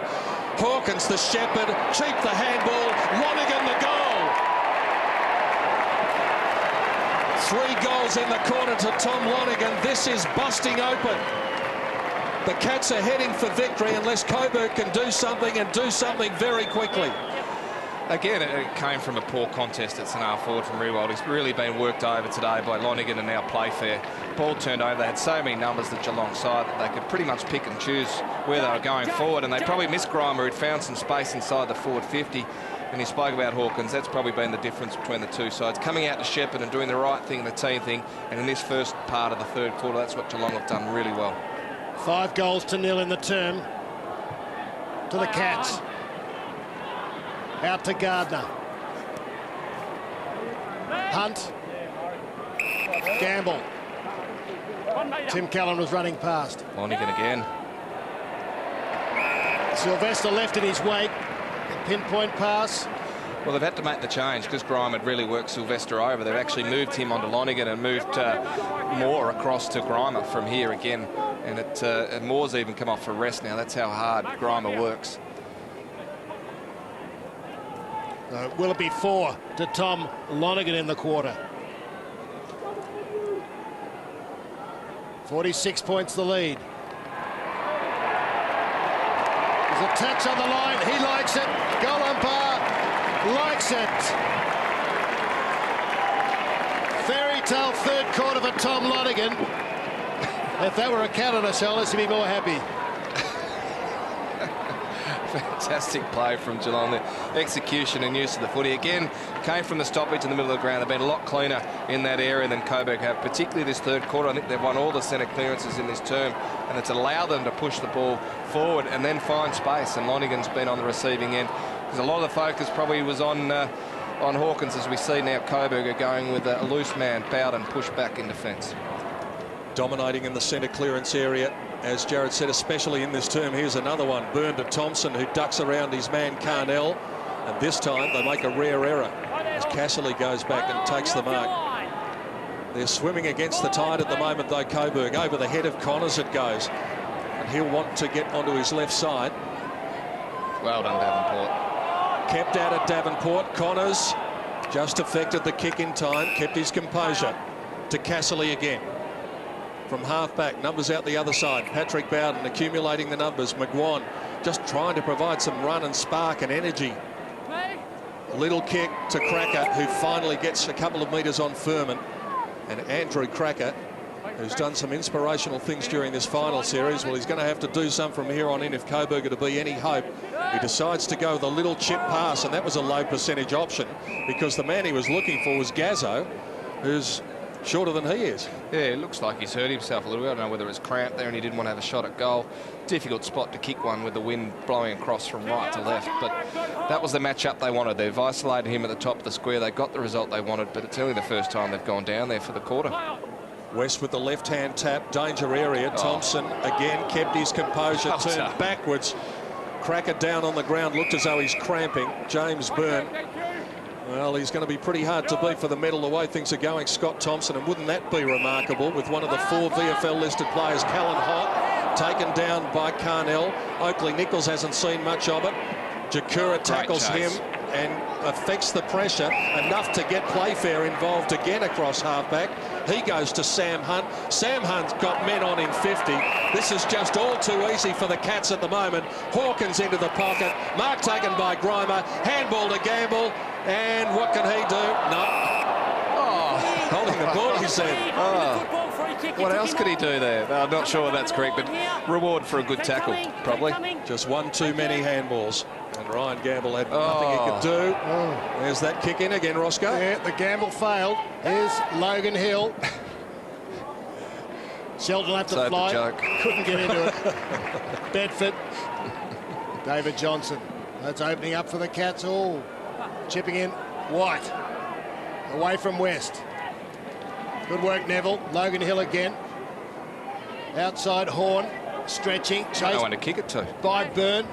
There's only one. He found him, little Fort Caruso. No one in the square, but Jackson's there. 3 Coburg players to about 9 Geelong players. Oh, well done by Hunt to make the spoil without giving the free kick away against Horn. 15-metre kick into Hogan on the wing. Prismal, there's the option, but there's many of them lining up there. Prismal runs. Kicks into space. The lead of Gamble. Neville, Alice will have to run hard. Might have given a free kick away. No. It's down to the pacey Davenport. Back into the corridor. No one there. Gardner, he'll run to 50. Charlie wobbles it and wobbles it wide. Just hope that Coburg don't put the cue in the rack here. It's got some signs of it. Yeah, it does. Just the structure. They've thrown a heap of number behind the footy because Geelong got the run on. But now where they look to go forward, they've got no one to kick to, and it's just playing into Geelong's hands. 52 points now. Another goal would kill it off. Grimer trying to paddle it through, and then he applies the tackle. No prior opportunity there. Not a chance for Jared Sylvester to get rid of it. Treatment for Andy Cracker. As Jared said, he wasn't anxious to kick from 45 metres before. Perhaps that's the reason why, but that cramp going on in the left calf. Gazzo sharks it away from the stoppage. A 15-metre kick again made it hard for Neville, who was in the front spot. Jackson Blind turned the invisible man and then runs himself into bother. Hill didn't take it. Davenport applied the pressure. Sylvester able to tidy up at the back. And this time the kick is a good one. Releases Matt White. Oh, well done, big fella. That's a great chase from West. That's symbolic of what Geelong are doing well and what Coburg are not doing terribly well at all. Casserly bombs one. The big fly was by Schulz. And it was spectacular but ineffective. Thompson again. Your man. Yeah. Scott Thompson from Need South. to put him on a list. South Barwon. As Pete said, just one of 4 rookies. Been fantastic. He's had 20 possessions and 8 marks. Thompson. This is Prismal. Chopped off by Fort Caruso. Attacking hand pass, half volleyed it, made it hard for Patrick Bowden. He can't pick it up. He almost threw it. Out to McGuan. And there's another good effort by West. McGuan's still a chance. Can't get through. Does get through. Second smother. Yeah, by Spencer. And finally, the Cats can relieve the pressure. They did it so well. Davenport steady in the crisis. This is terrific stuff from Geelong. They are just completely killing off this contest with sheer will here. Callan worked his way to the front of White. Good chase down by White, though. Hopefully that might inspire something from his Coburg teammates. He goes up to Bowden, who pushed his man Davenport, got away with it. Had men on in the corridor, decides to do it himself and misses the lot. And that just about sums up their day. Yeah, probably justice for the in the back that wasn't paid there, but yeah, they look a bit of a rabble now, Coburg, don't they? Henry Playfair's had a bit of it during this third quarter, and he looks for his fellow big man in West, who's done a couple of brilliant things in the last few minutes. That kick was not one of them. Jakura trying to get a handle on it. Revolt couldn't. Now a little flick on the up by Oakley Nichols. Connors, look away handball over the top to Revolt. Oh. And he just kicks it straight into Gardner with a lazy left foot kick. West again in the middle of the ground. Relentless pressure from the Cats. Cheap to Bedford. His kick not good. Connors gets up limping. Hawkins at the back. Icing on the cake. Not this time. It seems impossible to stop the Geelong juggernaut just at the moment in lots of ways. They look impressive in this quarter, don't they? Their intensity at the contest. They're just forcing Coburg into mistakes, and the turnovers, they look really dangerous inside that forward 50. And Stephen King back on the ground when Coburg might have had a chance to get some run. Oh. Well, no words needed. When you're having one of those days, those sort of things are going to happen. There's Vic, our favourite team manager, calling the shots. James Byrne. So you've just put 12 others offside, Roscoe. Tongue in cheek. He's very close-chested. Close-chested. He puts his cards close to his chest. What I meant to say. Gamble, good grab in front of Simpson. Just needed clarification. Yes, fair enough for that. Gamble. That's fine. Needs to put this to the top of the square. He's got big player in Hawkins. Also Lonergan who can take it. Be disappointed if he has a shot from here. Bowden. Bananas it out of trouble, or does he? Todd Grimer underneath it. Boy, there was an air of inevitability about that kick from Patrick Bowden then. Now King's on here. Great kick. And so is Lonergan for number 5 he's going to line up for. And 5 in the quarter, Ross. Yeah, he's in line for best on ground, isn't he? He destroyed Rewalt in the first half. He's now kicked 4 in the third quarter. He's going to be hard to beat. 8 marks inside 50 for the Geelong side in this quarter. Amazing. Breeze a bit from left to right for Tom Lonergan. There'll be a roar if it goes through.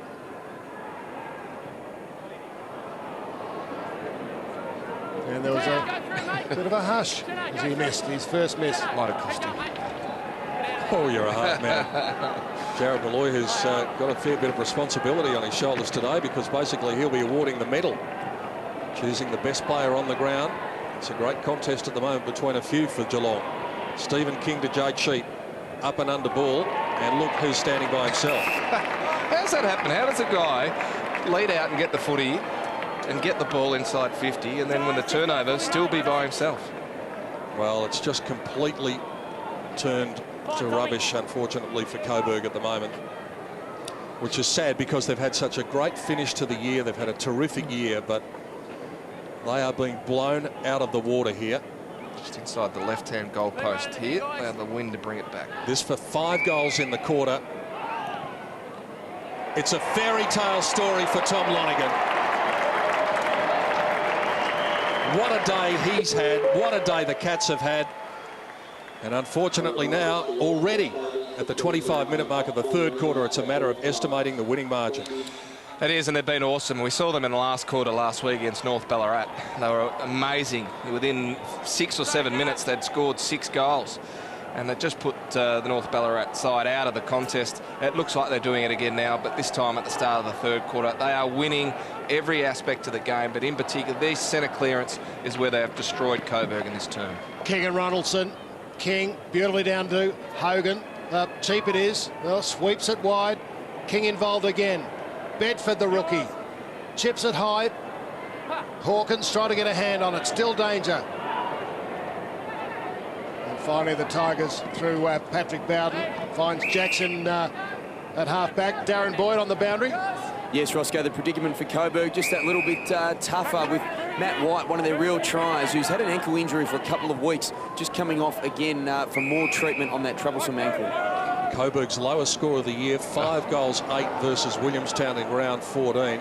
And it continues to go wrong for the Tigers as the Cats just count the clock down to holding up the cup at the end of the day. Davenport certainly in the mix as one of the best players in the Geelong team. Grimer's getting a lot of space in this third quarter. Inside to Davenport. Is that 15? According to the umpire, it was pretty short 15, I would have thought, but that's the way things are at the moment. Tom Hawkins can join the party. Yeah, and he's beaten it pretty good, Hawkins. He's led up with the footy, and he's actually provided, as he's kicked the ball off there with a bad option, looking for Lonergan for his 6th. A bit Lonergan conscious. Simpson the clearance. Oakley Nichols gathers on halfway. And his kick not great. Too easy for Varco with the intercept. Through they come to Hawkins again, who got it from Gamble. Well, he can choose between a few. Varco, can he arch the back and use his speed? Goes short instead. Wasn't 15. Hogan, Varco, Hogan again. That time they tackle him and wrap him up. The way things are in this game at present, you just expect Geelong to be able to work that path through and kick the goal. Something they have done 7 times. Tom Lonergan kicking 5 of them. Varco to Gamble. To Grimer. King. Start of what might be a very big week for Stephen King. Gamble on the spot. Bedford all alone. Was standing there for a long time. It had to be a high kick, but he still had time to wait underneath it and take the mark. Yeah, look, Geelong will look like they've got this well and truly sewn up, so the interest will come as the 3-quarter siren sounds. How much time of the last quarter will King play? Will David Johnson play? And maybe Hawkins, depending on how they want to set themselves up for next week. Liam Bedford played in a grand final in the WAFL Colts. It's not a great kick to end the third quarter, but the good news for him and his teammates is that it was a great quarter, a dominant quarter, and the Cats fans standing and applauding. The Coburg Tigers fans just stunned here because the result is unfortunately as good as over at 3-quarter time, and that man knows it. He's done a message he would impart, or we might be able to find out, because the Geelong coach, just having a last-minute word with Brent Prismal, is now with Phil Cleary. All right, it's not over till the fat lady sings, but that was a magnificent quarter. And you as a coach, to move Lonergan forward, you've got to get a bit excited when you pull a move like that and it comes off and he kicks 5 goals. Tom's been outstanding. He's been really versatile for us all year. We've thrown Henry Playfair forward. We've thrown Spencer forward before. So just that versatility does help with your structures. Did they play into your hands by having such a lean forward half, Lee? Yeah, a little bit. But, you know, we just keep playing the way we're playing, I think, and just keep going. And what about Kingy? What are you going to do with him? Yeah, Kingy will keep going the way he did that quarter. It'd be fantastic if he could have another quarter like that. So you're not going to rest him? No, we're here to win today, mate. Got the game in the bag? No, not at all. Not at all. There's still plenty to go. All right, good on you, Lee, and all the best to you. Thanks, Phil. Yes, a coach till the end. Lee Tudor refusing to concede that this game is over. The scoreboard would indicate it, and that man knows it. Andy Collins heading to West Adelaide next year. All right, Darren Boyd's been watching the action down on the ground in the third quarter. Darren, I'd be interested to get your take on what the atmosphere was like, because it was such a one-sided game in that third quarter. Well, that's right, Pete, and it became a little bit sombre. I think there was a couple of times where you mentioned in the calls a little bit of a lull, a little bit of a hush, almost an anti-climax when Geelong were going forward and they'd just miss a goal or something, because I think the crowd are just waiting for this game to end. The Geelong fans are obviously pretty jubilant, but, you know, they know that there's a premiership here to be won, and they're going to just pretty much follow on as the script would have had it at the start of the game. Andy Collins, furious, absolutely furious. He made his players turn around and look at the scoreboard, furious with their accountability, furious that on the biggest day of the year, they've just dropped their bundle, their pride, their body language not good enough. Some big changes. Jay Schultz gone to the back line, as well as Jack Rewalt, trying to make them accountable. The last quarter of 2007 in the VFL gets underway, and there he is again. King down to Prismal, down to Cheap, who gave it to Callan, who gave it to Byrne. And again, they go inside 50, and good courage from Oakley Nichols, reaching back and almost taking the ball behind his head to take the relieving mark. Again, they don't hit a target, though, and Byrne's going to make them pay by busting through the pack and then spotting a target, and guess who it's going to be? It has been simply a remarkable story unfolding today for Tom Lonergan. It was a remarkable story that he just got himself back out there in football. after losing something like 17 kilos when his life hung in the balance with that dreadful injury that he received, and many believed that he would not come back to football. But he's out there wearing a guard, and he's going to be wearing a smile and maybe a couple of medals in about half an hour, because he's lining up for goal number 6 to start the last quarter in dream style for the Cats. Tom Lonergan does just that. 6 goals. The Cats are on their way. It might be the biggest week in the history of the town down by Corio Bay, and this is a good platform from which to start it. Certainly is, and again, it was a turnover from the Coburg side coming from defence. They've turned the ball over and been ineffectual with the use of the footy coming from their defensive half. And Lonergan, well, he's shoring up as the medal winner, isn't he? Yeah, the question doesn't need an answer at this stage. 67 points. Logan Hill runs into a wall. Let's see what character Coburg can muster in this last quarter. Carnell battles hard. Moore's in attack. McGuan's in attack. McGuan, Cracker's there in support. Foot the ball. Goal number 5. Only for the Coburg Tigers. The boot of Andy Cracker. Not too excited about it. Lonergan 6, Coburg 5 at the moment. Yeah, he's almost beaten them single-handedly, hasn't he? But, well, Cracker's been pretty disappointing today, because he was an important player over the last few matches within the final series, and he looked like he could be their game breaker, but not sure whether it's a lack of fitness. He cramped in that third quarter, which was a little bit disappointment, but Furman's been excellent on him. 5 disposals for Andy Cracker today. And they just get their heads high and kick a couple in a row. It's been a difficult task today against a team that has been right on the money, and that man Thompson, who instigated that move, has been one of their very best. King spots up Grimer, uses the run of Davenport, thought about going, and then he just chipped it into the hole towards Cheap, who takes a terrific mark. He was committed to it. Revolt was there, but Cheap just wanted it a little bit more. He did, and look, this will be an important learning curve for Revolt going forward. He's been under enormous pressure. Big game, probably the biggest he's ever played in. Had some really good VFL, AFL players playing against him, Playfair and Lonergan, and he's just been under enormous pressure. Cheap, good player for him over the last few weeks too for Geelong. From 40, Jay Cheap misses to the left, and Phil was talking about the AFL players. They do have 18 of them, but they're VFL players. They're 4 VFL players. James Byrne, Matthew Furman, Scott Thompson, Jay Cheap have all been very, very valuable. Yeah, they have. And look, they're the important players that if you can fill up. There's another turnover here. Into Davenport. Outside him, Grimer chasing to the back. Gazzo. Well done. Hawkins, Hogan. Well, doesn't matter. A mistake. There's men to back up. And Simon Hogan gets his first. Well, there were 6 Coburg players involved in that contest. There was 11 Geelong players, and that's been the story of the day. They've just had so many numbers, they can afford to make mistakes. We see here Grimer trying. It was a bit holly with that. It was, and look, they've done that a little bit today, but the fact is they've had so many numbers around, they've been able to clean it up. And Hawkins, who hasn't had his greatest day, but what he's done has been really positive. Team orientated. It was a fantastic little handball there, but they've just outnumbered Coburg around the contest, and that's enabled them to make mistakes but clean them up. 2 goals to 1 at the start of the final quarter. Another centre clearance, not this time. Shelton gives it to Horn. He couldn't get it though, and Callan gives it to Byrne, who gives it to King, who gives it to Hogan, the goal scorer. And they're doing as they please. Oh, smart play. It might be the Cats versus the Tigers at the moment, but it's like the cat versus the mouse. They're just playing with them, toying with them. Davenport unable to add a bit of glory. Gee, he could have finished with anything today. I've got him down for 2 goals, 2 goals, 4. Yep. Likewise. Yeah, there, stay there. We're all in agreement. 2 goals, 4. 19 Well done, possessions to Jason Davenport. Let's all go and have a drink and celebrate. Yeah, that'll do. Well done. Castley, the included player, only finds Liam Bedford.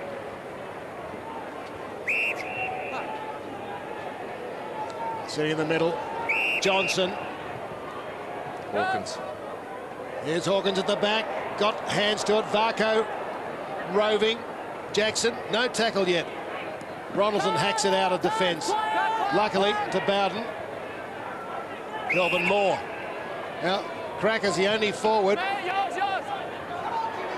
And he got clear in front of Furman. He's nailed his colours to the mast. 6 minutes in. Cracker trying to get Coburg's 6th goal. Breeze from left to right. Andy Cracker won't quite convert there. And Roscoe, a good roll-up today. They've been disappointed with the contest after half-time, but 13,842 people at the VFL Grand Final, which is a marked improvement on recent years. Best for some years. And terrific to see everyone rolling along. Many of them Geelong supporters who will have to make the trip down the highway a few times this week, and it's going to be all worthwhile, certainly at the start anyway. Hogan just bats it down in front of him, and then Simpson, luckily for him, or unluckily, was out of bounds. And the boundary umpire was there to say that the kick was ineffective, right on the halfway point. Of course, there's going to be a fair bit more VFL football played here next year, with the Northern Bull Ants playing probably around 5 matches at this venue, and quite possibly Collingwood, the standalone team in the VFL. Out the back door it comes, and they can raffle it here. Prismal won it from Cheap, who gives it to Davenport, who goes to Grimer by himself in the hole, and he plays on, and he just needed to steady there. Varco will kick the goal anyway, but Grimer's been let off the hook a couple of times just by trying to be a little too cute, but they get the goal in the end. Yeah, he has been a little bit. You can understand why he looked to play on there, but the execution of skills been poor. But once again, they've won around a stoppage, Geelong, and that's the area of the game that Coburg would have been very, very disappointed. We heard Andy Collins say that at quarter time, that they needed to really squeeze Geelong up the stoppages. They haven't been able to do it, and they've been able to get the ball going forward very, very effectively. And again, a mistake, plenty of numbers at the footy. Crummer in the right position. He finished off. He's giving himself every chance in this last quarter to finish off, and something might open up for him. 36 scoring shots to 12. Such is the dominance of the Cats. Ronaldson's tried hard. Hooked out of the middle by Horn. Fort Caruso leaves it behind. In the wake of Liam Bedford. Varco on a lead. Right up, almost on the wing. Wheels around. Hawkins calling for it long. It's a high ball. Hawkins sitting well. Hands on it. Keeps his footing, and Sylvester runs it through, and that'll be a free kick, I suspect. Oh, Gazzo, there's the long and the short of it. Gazzo and Hawkins. And Hawkins, sloppy, wasn't it? Yeah, got through Sylvester to the ground, gave away the free kick. Oakley Nichols has been quiet. Standing his ground. Schulz likewise pretty quiet. So many Tigers haven't had much of it. Fort Caruso. Jackson. Oakley Nichols on a lead. Well, let it bounce to Cracker, I should say. Now he's got some space. Runs to 52. Bowden. Too much, too little, too late. 9 minutes tick over to the final quarter. Incidentally, Roscoe, on the subject of what might be happening with the VFL next year, we're going to catch up with AFL Victoria Chief Executive Peter Schwab after the game tonight. Lonergan off too. So, Patrick Bowden for Coburg's 6th goal. Not to be. Jack, you're right. 2 behinds to him. Next one, mate. Where's Patrick Bowden's career at?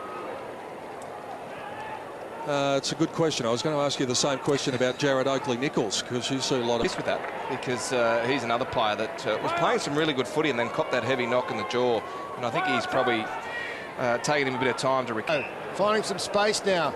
But now starting to play some really good footy. Hunt takes off, been a great inclusion this week. Up to Hawkins, well up the ground. Schulz now playing in defence, a bit like in the playground, Jared, where you put the back line of the forward line. Well, you know you're going badly when your 2 key forwards and Schultz and Rewald have both spent time as defenders. You know that structurally you've fallen down. They've gone up in attack now. Over the head of West. Hawkins couldn't find his teammate. West battled on well. This gather from Thompson's been very impressive. Just off the interchange he was too. Bird to Jakira. Oakley Nichols a tackle. Jakira, Presmill, clever. Bit of a hold. Umpire letting things go, which is probably good. He's consistent. Jackson getting in there. Jakira likewise, and Jackson comes up with a footy. Caruso finding some space now. Not early in the game. Here's Hawkins chasing Caruso, worried him out of it. Back to Neville, no option. James Bird indicates, I thought he was going to go long. He fooled everybody, not his teammates. Gardner, stolen by Jackson. Logan Hill to Neville. Alistair Neville, open spaces. The runner's on for Cracker with his man is Furman, who's done really well, works him to the line. Cracker had 2 to beat there, and the boundary line was too close. What are you thinking Alistair Neville-wise with his future? Do you think they'll look at him? Does his disposal hurt him at times? It has today. I think last week he was excellent and probably one of the main reasons in the second half they got themselves going in that contest. But today, under pressure, his disposal has been poor. Geelong, on the other hand, would be really pleased with Furman's job on Cracker today, and I wouldn't be surprised if they had him in the top 2 or 3 players on the ground. Grabbed by Shelton. Stolen. Bedford. He's been all right too. He has. Nice tap back to Bedford. Lonergan. Oops. Did something wrong at last. Unusual error. Logan Hill, Neville. Could cost him. Caruso. Oakley Nichols.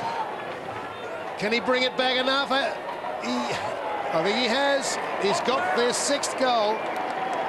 A running goal from outside 50 to the Tigers, and a little bit of a smile on those supporters' faces. Yeah, costly from Lonergan, wasn't it? In the middle of the ground. You are a hard marker. Good finish from Oakley Nichols. He's got skill. He's just got to find the football a little bit more and be accountable for his man. Davenport opened him up in that first quarter and a half and had too much space. And it's an area of the game that he's going to have to look at going forward. But, yeah, disappointing day for Coburg all round. 9 disposals for Jared Oakley-Nichols. Since half-time, it's been 10 goals to 2 in favour of the Cats.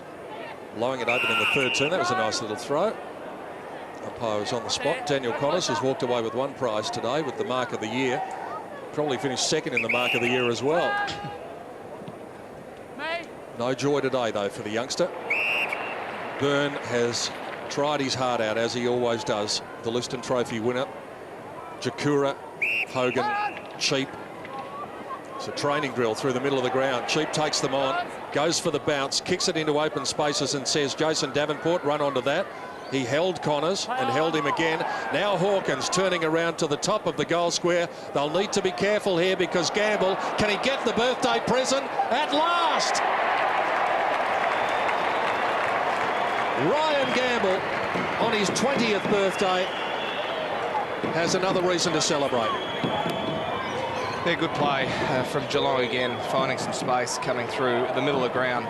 Cheap taking on the opposition as Hawkins comes off for a rest. He's been pretty serviceable today. Davenport also coming off, who's been excellent. But again, Hawkins just doing the right thing, and a big fan of this young fella.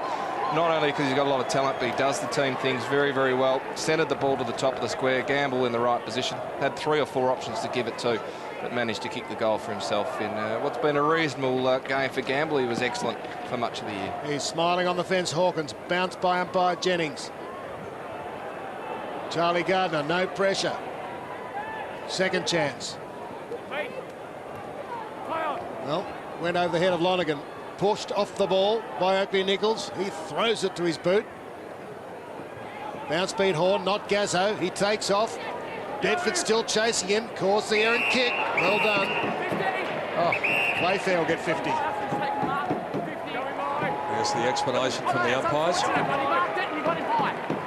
And the umpires have done their job today as well. It's always a bit easier, I think, in a 74-point game because they don't seem to be as much of a factor. There's Michael Jennings.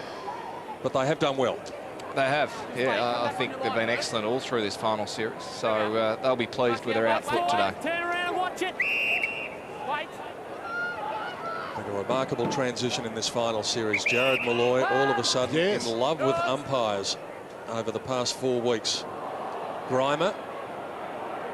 Gamble again. Cheap's in some space.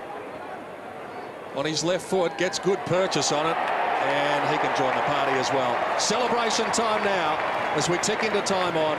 The gap is 80.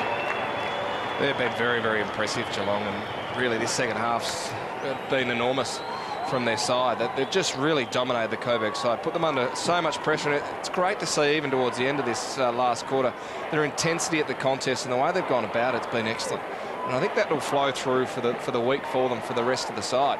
And it really has been an impressive, dominant display by big men, and I think that's the avenue that Geelong have really been able to exploit their opponent, not only today but for much of the season. Not too many times Roscoe in the coach's box should be able to sit there and bask in the glory, but Lee Tudor's doing that now.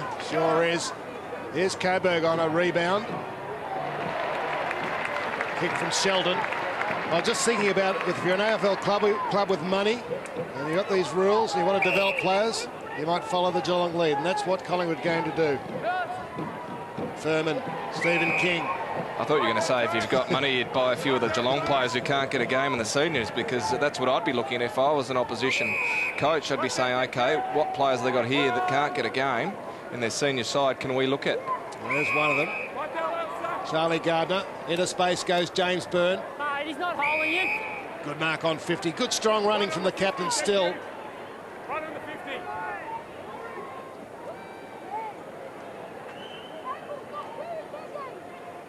Oh, hush round this Princess Park in front of 14,000. We're just short of. It's hard to believe what they have seen. The demolition of the Tigers. Oh, just very missed. close from James Byrne. He's second behind. We'll get James Byrne's stats from Paul Field, because he has been, as always, a solid contributor. 24 disposals, 8 marks for James Byrne today, to cap off what's been a magnificent couple of weeks for him. Winner of the Liston Trophy a couple of weeks ago. He's represented South Australia, he's represented WA, he's represented Victoria. He's had a great journey in football, and this will be a real highlight for him. Henry Playfair again. It's been excellent, Playfair. Trent West. Davenport again. Again, he goes short. That was a good kick, although Grimer just didn't quite complete it. Plenty of Coburg defenders back there. The ball just bounces away from Oakley Nichols, somehow conspiring to get away from him. Ronaldson, the Lionheart, has just tried his heart out today. Logan Hill, Gamble had 3 coming towards him, and if only they were tackling a bit like that earlier in the day, they mightn't be in this predicament. Next one, mate. Never thought of that look. Well, that is a serious beard. 80 points Good job, player. in the final dying minutes of this grand final. Socket forward by Hunt. Just dropped it. He'll get pinged for Just that. dropped the ball. You got to try and make an attempt, Sammy. Me. And Fort Caruso wins the free kick. Play on. You. Logan Hill into space. Jackson being one of, well, he's tried hard at least for the Tigers. Suppose they all tried hard, just hasn't worked for them. Sheldon. Travis Ronaldson. Is there a mark for Revolt and Schulz? Good roving of the fall by Connors, just couldn't take it with him. Stolen by Cracker, but up with the ball come the Cats. David Johnson to James Byrne and Thompson. There he is again. Jared Malloy's got the coin out. It might be heads Scott Thompson, tails Tom Lonergan at the 24-minute mark. James Byrne drives long. Ronaldson going back with the flight. Courage again. What have you made of his day? He's just such a courageous player. Yeah, and he's battled hard against a really good opponent in King, and probably hasn't had a lot of support through that area, but he can hold his head up. Fort Caruso found himself in a bit of a predicament. Came off the knee of Jason Davenport. Oakley Nichols came out backwards, but Spencer actually looked after him because he had his head over the footy. Patrick Bowden tries to just spear one in to Revolt on the lead. It comes to Gazzo. He gets between a couple and he kicks a consolation goal. Little Joe Gazzo has had a good first year at VFL level.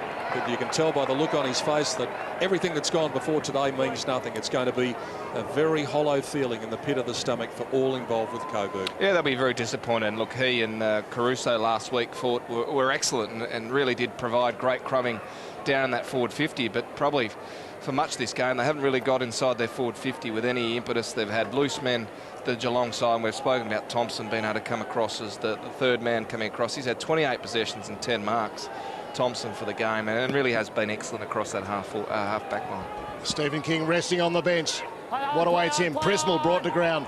Ronaldson. Here's West spearing it up. Juggling mark. Todd Grimer. A bit sloppy today, Grimer. Big fan of his, but it just needs to make sure he doesn't become a little bit too cute with his possessions. And standing his ground, Kelvin Moore outsmarks Hawkins and Lonergan. Over the head of Shelton. Running out, Todd Grimer. Hooks it back. Enough? No. Could have almost put it onto the chest of Tom Lonergan as well.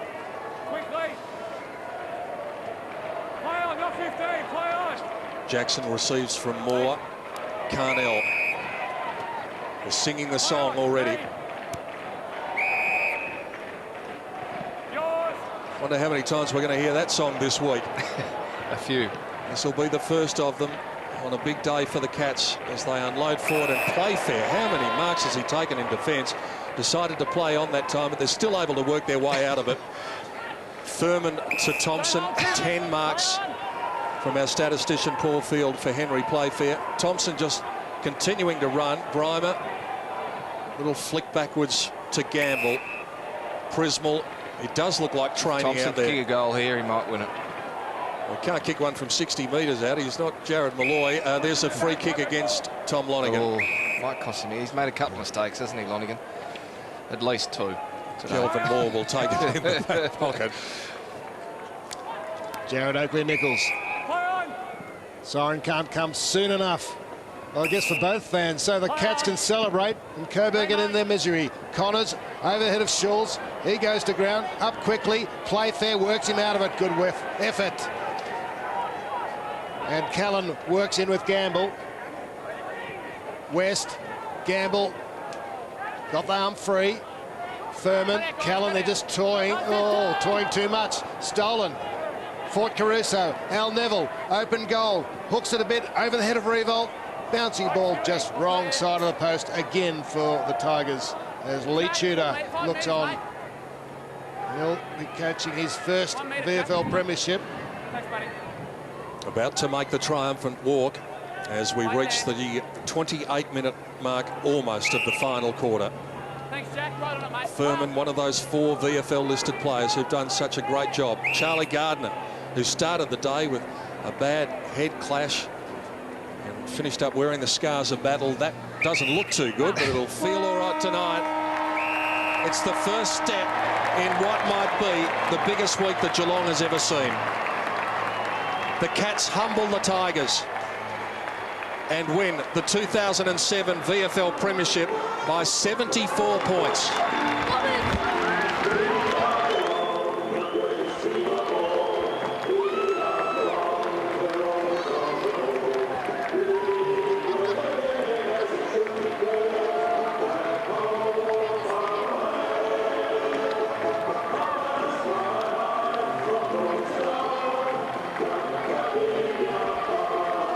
The scoring shots tell it all.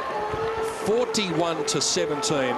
Sometimes they don't reflect the dominance of a team or the closeness of a contest, but today, Jared Malloy, they certainly do. Yeah, they did. And look, in the first half, Geelong probably wasted a few opportunities, and it looked like maybe that Coburg had stayed in it for the first half, that they might have been able to really make Geelong pay for those mistakes. But after half-time, Geelong dominated.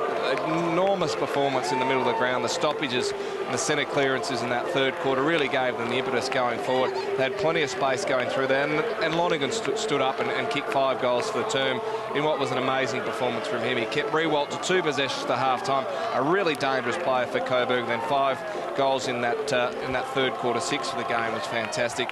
Thompson set them up in the first half. I thought his performance across that half-back line was excellent. They allowed him to play that loose man defence, and that was a mistake, because from there he was able to set up. He got plenty of the footy, and they were very, very impressive. But Geelong, well-deserved. It was men versus boys again today. They just have a physical strength over the opposition, and it's been a dominance that has seen not only the VFL side dominate for much of the season, but their AFL side as well. And we are going to pay due credit to Geelong with all of the presentation of the premiership medallion shortly, but you saw with the look on the faces of the Coburg players that is going to hurt for a long time. Let's